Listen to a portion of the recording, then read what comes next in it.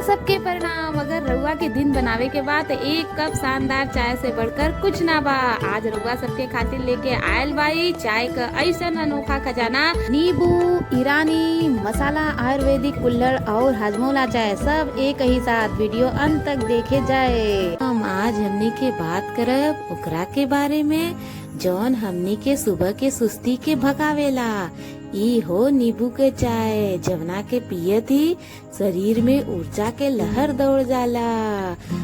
नींबू के चाय का इतिहास बहुत पुराना बा। कहल जाला कि चाय में नींबू निचोड़ के तरीका सबसे पहले चीन में शुरू भयल रहे, जहाँ लोग मानत रहे कि नींबू से चाय के औषधि गुण बढ़ जाला। हमार भारतीय संस्कृति में तो ये हमनी के अतिथि देवो भवक मानिला। मेहमान आवे तो सबसे पहले चाय पूछल जाला और जब बात सेहत को होए तो हमने के दादी नादी हमेशा काढ़ा के रूप में नींबू अदरक का प्रयोग करत आल बानी। ये केवल चाय नहीं के हमने के घर के पुरान नुस्खा हो जौन आज दुनिया भर में लेमन टी के नाम से मशहूर बा। तो का सोचत बानी आज के भाग दौड़ भरी जिंदगी में थोड़ा समय निकाल के नींबू के चाय का चुस्की ली और अपन परंपरा के स्वाद के साथ साथ सेहत भी बचाई। धन्यवाद। हम एगो ऐसन जादू का बात करब जौन थकावट भगा दे और रोम रोम में नया प्राण फूंक दे। ठीक कहनी ना? ओकर नाम होवे मसाला चाय। ई केवो नया फैशन ना होवे, ई परंपरा सदियों पुराना बा।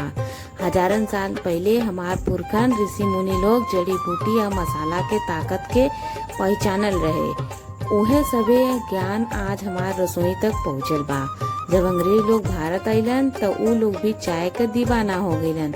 बाकी हमार हिंदुस्तानी लोग एगो मसाला चाय का जादू मिला के एकरा के दुनिया के सबसे बेजोड़ चीज बना देलन। अब रउआ बताए जाए कि रउआ के चाय में काका डाले का पसंद बा? अदरक, इलायची या कुछ स्पेशल मसाला? कमेंट में जरूर बताई। तब मिलत पानी अगले वीडियो में। हंसत रही, स्वस्थ रही और कड़क मसाला चाय पियत रही। हमने के बात करे जात बानी ऐसन चीज के जवना का नाम सुनिए मुंह में पानी आ जाला। हाजमोला चाय। बाकी रुकिए रुकिए, ई खाली एगो चाय नहीं के, एगो इतिहास हो, पुरान परंपरा और नया स्वाद का गजब मेल हो। जवना परंपरा के हमने के पुरखा लोग पेट के आराम खातिर अपनावत रहलन, वही परंपरा में आज के मॉडर्न जमाना एगो बड़का ट्विस्ट ला देले बा। वही से जन्मल बा अनोखा हाजमोला चाय। फूक मार के जैसे ही पहला घोट मुंह में जाई, उफ, चाय के गर्मी, अदरक का तीखापन आ ओकरा बाद हाजमोला का ऊ खट्टा मीठा चटपटा स्वाद मत पूछिए। पेटो खुश, मनियो तृप्त। तो अगली बार जब भारीपन बुझाए तो पुराना परंपरा आ नया स्वाद वाला हाजमोला चाय जरूर ट्राई करी। भाई जरा रुकी, सुबह कई ताजी हवा, ईरानी चाय का ई महक बुझात बा कि सीधे दिल में उतर जाई। बाकिर का रउआ जानली जवना की चाय के घूट पी के रउआ का दिन बनेला, ओकर इतिहास कितना पुराना बा। सैकड़ों साल पहले ईरान के माटी छोड़ के कुछ व्यापारी लोग भारत अइले। संगे ले अइले अपन खानदानी हुनर, ईरानी चाय बनावे के तरीका।